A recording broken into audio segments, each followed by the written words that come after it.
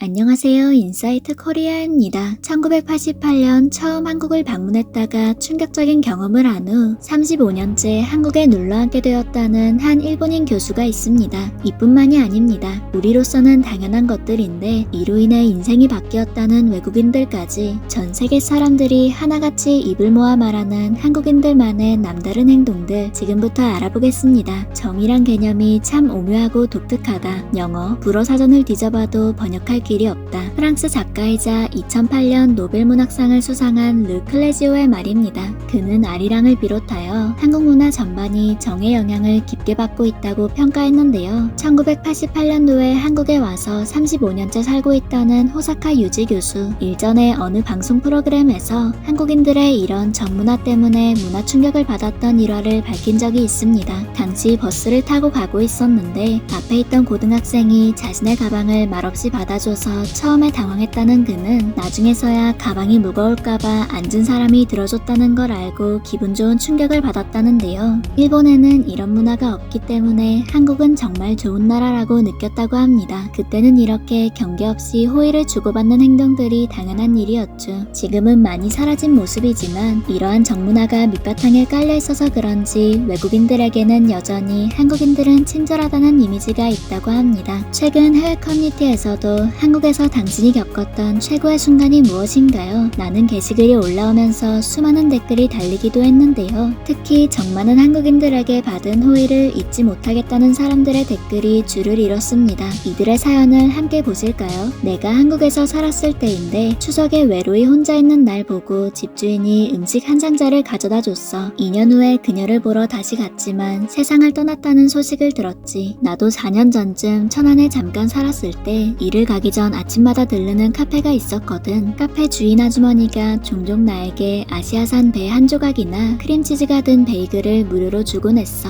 또 그녀가 아들의 패딩 자켓 중 하나를 내게 준 덕분에 겨울을 잘 날 수 있었지. 그녀는 정말 친절했고 나는 떠나기 전에 그녀에게 편지를 써서 감사의 마음을 전했어. 최고라고 말할 수 있는 순간이 꽤 여러 번 있었지만 가장 인상 깊었던 것은 한국에서 맞는 내 첫 번째 생일이었어. 한국에 온 지 한 달밖에 안 되는 시점이었고 가족들이랑 떨어져서 처음 보내는 생일이었거든. 그런데 알게 된 지 얼마 안 된 한국 친구들이 나를 위해 서프라이즈 케이크를 준비한 거야. 내가 사는 곳에서는 이런 일이 흔하지 않기 때문에 정말 감동했어. 두 번째로 놀란 것은 그날 동아리 연습실에 갔는데 거기 있던 모두가 나를 보고 생일 축하 노래를 불러주더라고. 다시 없을 멋진 순간이었지. 그런데 이게 끝이 아니야. 내 생일이라고 다 같이 식당에 갔는데 그때 케이크가 너무 많이 남아서 거기 있던 사람들에게 좀 나눠줬거든. 그랬더니 옆 테이블에 친절한 아저씨가 생일 축하한다면서 막걸리 한 모금을 사주신다는 거야. 우리는 너무 놀라고 감사했지. 하지만 나중에 나갈 때 보니까 우리 테이블 전체를 다 개선하고 가셨더라고. 내 친구들이 말하길 이런 게 한국의 정이라고 하더라.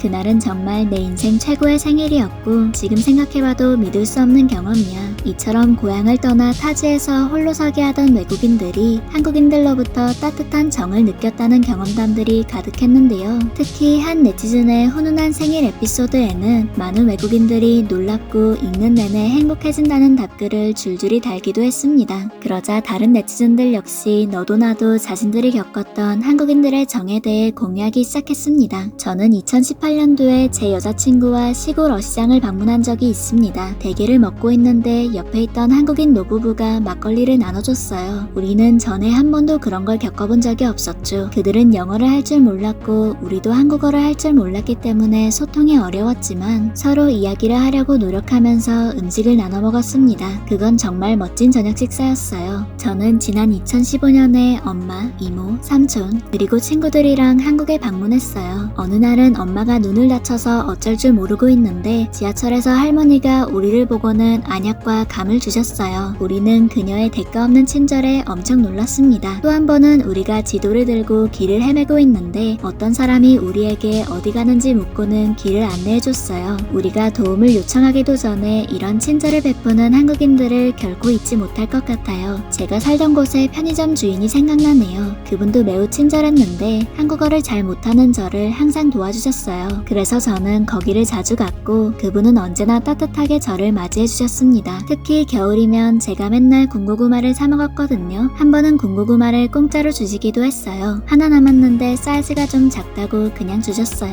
이 밖에도 마음이 따뜻해지는 다양한 사연들이 이어졌습니다. 한국인들이 사소하게 베푼 친절이 이들에게는 잊지 못할 좋은 추억으로 남아있는 듯하네요. 외국인들이 한국에서 겪었던 최고의 순간 대부분은 사람들로부터 받은 정이었던 것 같습니다. 이보다 더 친절한 사람들을 만난 적이 없다면서 한국에서 만난 사람들을 최고로 꼽았기 때문이죠. 나에게 가족 같은 친구들과 사람들, 나는 평생 동안 각기 다른 5개국에서 살아봤는데 한국에서 살던 2년차에 나랑 진정으로 가까운 사람들이 다른 5개국을 합친 것보다 더 많다는 것을 깨달았어요. 한국에서 좋은 사람들을 만났고 많은 곳을 여행했고 무엇보다 내 아내를 만나게 되었습니다. 코로나가 여전히 주변에 있음에도 불구하고 모든 것을 고려해봤을 때 이곳에서의 제 인생이 최고라고 할 수 있어요. 이러한 반응들을 보니 과거와는 달리 각박해졌다는 요즘 현대사회에서도 한국 사람들의 가슴 한켠에 따스한 정이 DNA처럼 남아있지 않나 싶은데요. 해당 게시글에 어느 한국인 네티즌도 이와 같이 댓글을 남겼습니다. 한국인들이 그렇습니다. 정이라는 것을 번역하는 영어 단어가 없는데요. 당신이 백인이든 흑인이든 보라색이든 그런 것은 중요하지 않습니다. 당신이 좋은 사람이고 우리가 당신을 알게 된다면 우리는 당신을 위해 의리를 가질 것입니다. 그러자 다른 해외 네티즌 또한 무슨 말인지 안다며 한국 사람들과 함께 지냈던 많은 순간들이 바로 한국에서 영원히 살고 싶은 결정적인 요인이었다는 답글을 달기도 했죠. 우리로서는 아무렇지도 않은 것들이지만 외국인들의 눈에는 특별하게 비치는 교감, 정은 한국 사회 곳곳에 깊숙한 뿌리를 내리고 있는 독특한 한국 고유의 문화이기 때문에 외국인들에게 한국 사회와 한국 사람을 이해시키려면 가장 필수적이면서도 설명하기 힘든 무언가 같습니다. 하지만 한국에서 오래 생활한 외국인들한테 한국의 좋은 점을 꼽으라 하면 정은 항상 언급됩니다.